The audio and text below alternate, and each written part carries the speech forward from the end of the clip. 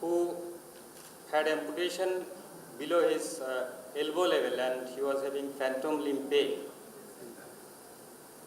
He went to several doctors only with partial pain relief and for a temporary short term. And ultimately patient was very frustrated. He decided to commit suicide and went to Haridwar because of close proximity to God of that place. But unfortunately the environment was not favorable for suicide, and maybe for his eternal love for life he has come back to Kolkata again. And now a medical board was established comprising of surgeon, neurologist, neurosurgeon, orthopedic surgeon, and they all together decided to have a revision amputation at the upper arm level to get the patient relief of pain. So a second amputation was done, but unfortunately the second operation added two things to the life of this patient. His pain persisted, pain increased in intensity and frequency. Then he came to a pain institute. The fate of this patient is not related to my discussion today. But one interesting observation we have noticed, whenever we are examining the patient, stimulating the face area of the patient, stimulating the residual upper arm and the shoulder area of the patient, that produce phantom limb sensation in that patient. He said that he was having phantom limb pain, phantom limb experience on stimulating face and shoulder. This is pain and neuroplasticity. I will come back to this patient again, but I would like to say that in recent past, say 2-3 decades back, we believe that the central nervous system, the brain in mammals and adult mammals and human were stable. Once the network was laid in intrauterine life and early childhood. In adult life, there was no change. It was a stable neural network, and this was supported by explanation that after brain injury, there was very poor healing. The notoriously refractive nature of neuropathic pain all has supported this. But in last 2-3 decades, there has been enormous advances in the basic science which has challenged this concept of stability of neural system. And I will just mention few of the pioneer works which has challenged the stability of brain and nervous system and which has established the plasticity of neural system or nervous system. First, I will start with the peripheral system. We now know that previously any patient who came with a pain syndrome, we tried to explain with neuroanatomy, the neuronal hardware, and if we cannot detect anything abnormality, we loosely label those patients as they are psychotic, they are malingering, and we refer this patient to psychiatrist. But now with the understanding of this neural plasticity, we know that even without any anatomical damage, patient can have pain. And most of the chronic pain patients who are having neuropathic pain, we are not able to detect any abnormality, whatever investigation you do. And this is perhaps the pathomechanism is by sensitization of the central nervous system. Starting from peripheral receptors, nociceptors, the afferent neuron, at the spinal cord dorsal or DRG level, all these changes starts. Once there is a nerve injury, when there is a tissue injury, the receptor field changes.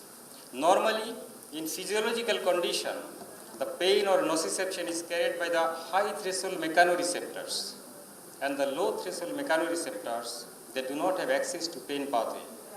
But under non-physiological condition, when there is repeated tissue injury or nerve injury, the pain threshold is reduced.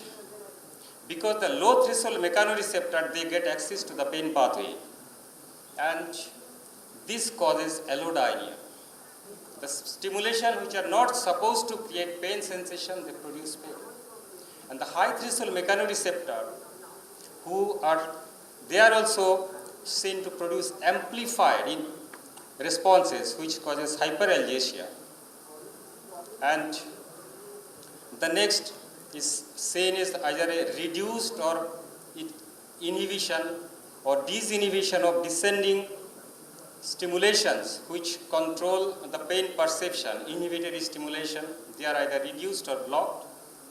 There is increase in the receptive field, which is known as wind-up phenomenon. There is the sympathetic, the afferent sensory neurons that sprout around the sympathetic nerve, producing a sympathetic afferent coupling. That may be the mechanism for involvement of sympathetic nervous system in chronic pain. And now there are a lot of discussions regarding the microglia,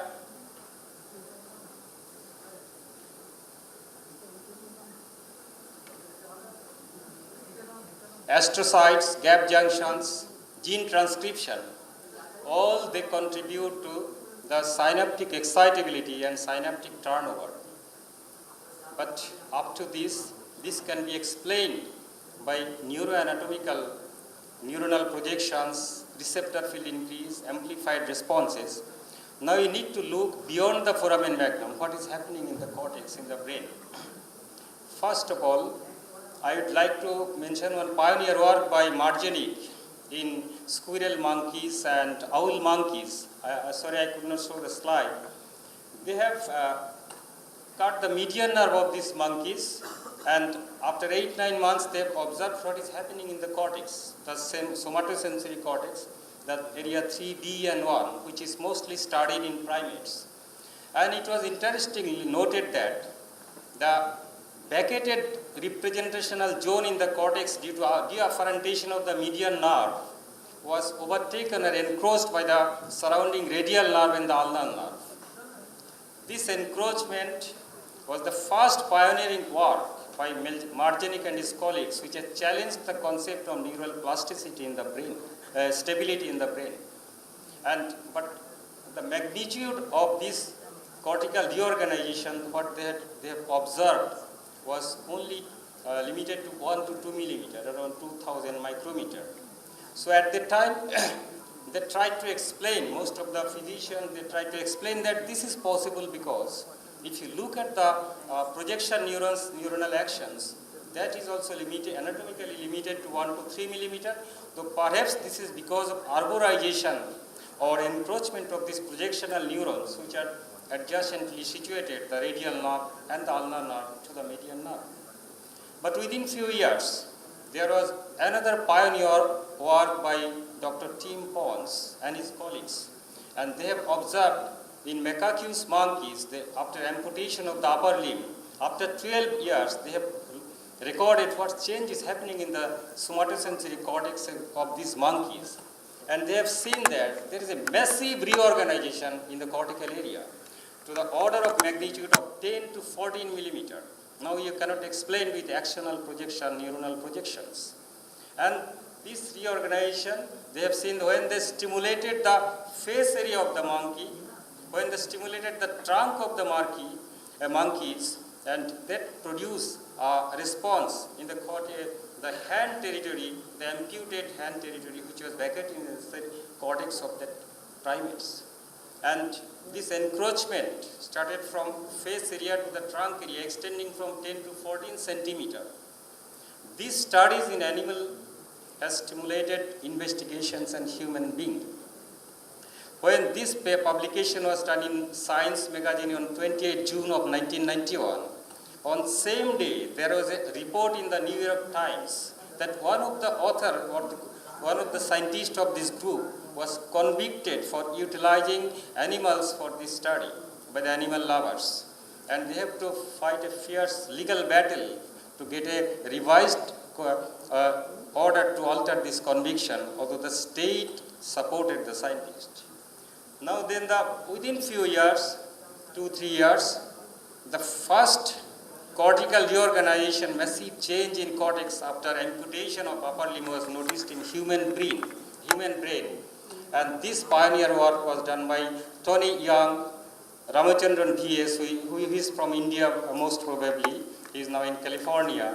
And this group has recorded that with a functional MRI and with a magnetoencephalogram, which are all non-invasive interventional investigations, and they directly proved that there is massive reorganization in human brain also in response to deafferentation of upper limb or amputation of the upper limb. And the order of magnitude of this reorganization in cortex this time was up to 3 to 4 centimeter. So all these investigations came together to challenge the concept of neural stability and support the concept of neural plasticity. Now question is whether the face area and the shoulder upper arm area stimulation is producing pain sensation, phantom limb pain in upper limb. We can explain this with the homunculus, pen-filled homunculus, because we know the motor cortex and sensory cortex mapping was done in 1950-51 by Penfield and Rasmussen. And if you look at the homunculus, the hand territory in the somatosensory cortex of our human brain is surrounded laterally by the face, medially by the trunk upper arm.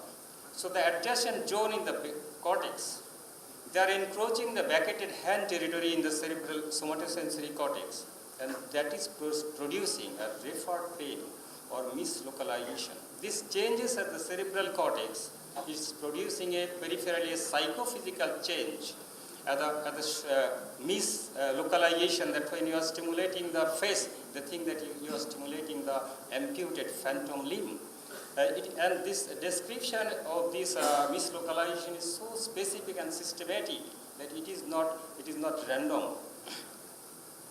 And now we can explain another clinical syndrome with food fetishism we read in our forensic medicine, which describes that it is a perverted sexual experience. When you stimulate or look at the leg, lower limb, they have this group of people have an experience of sexual gratification. This was explained by Sigmund Freud, that because of similarity in between the leg and the penis of a male organ, sex organ, they might have produced this type of sensation. But now in the Penfield homunculus, again we can see if you look at the somatosensory cortex, the lower limb is just adjacent to the genitalia. Medially, the lower limb is closely adjacent to the genitalia. So perhaps there was also a cortical reorganization in those patients, which was responsible for this clinical syndrome. But Freud did not have this Penfield mapping in background at that time. That's why he made a wrong explanation of this syndrome. Now let us see from another angle. Some 30-40 years back, whenever a child who was born without limb, congenital aplasics, came to any physician, we never believed that they are having phantom limb pain or phantom experiences. I can tell you about a very good work reported by Simmel in 1961, who has reported 27 cases of congenital aplasics. Some of them are having phantom limb pain.